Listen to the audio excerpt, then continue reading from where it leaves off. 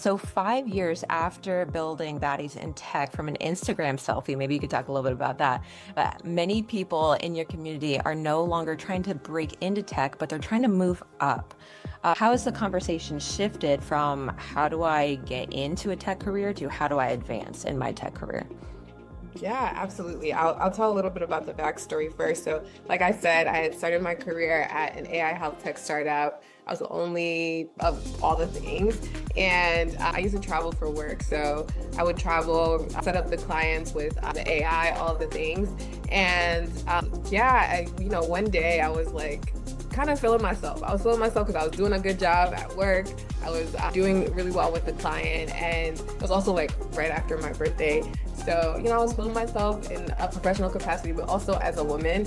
And so I took a selfie and hashtag Baddies in Tech popped in my head.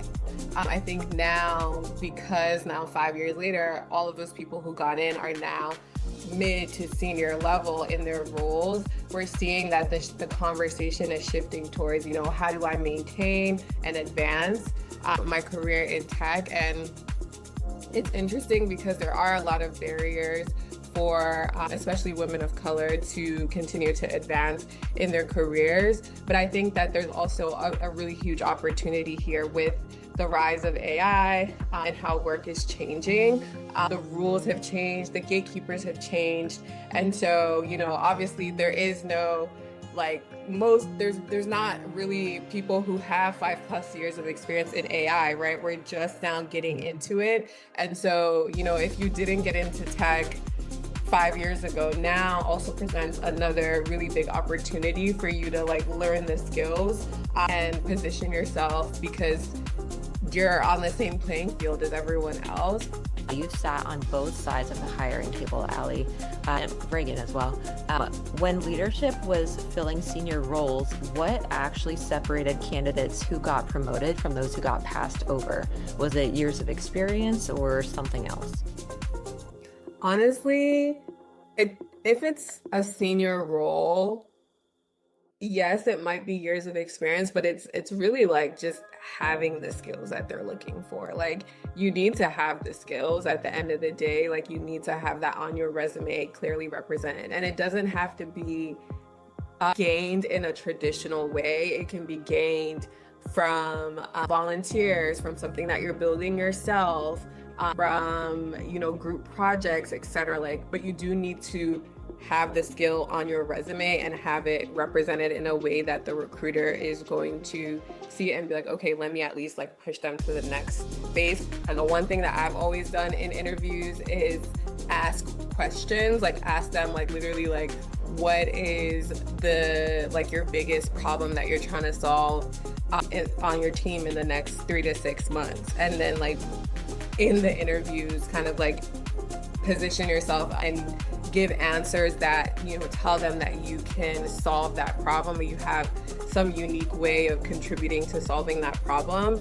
And you're essentially asking them for the cheat sheet on how to do well in this role. So it's going to help you not only get the job, but also when you get the job, how do you actually already start to build out important KPIs and make sure that you're taking on important work, which is going to get you that promotion.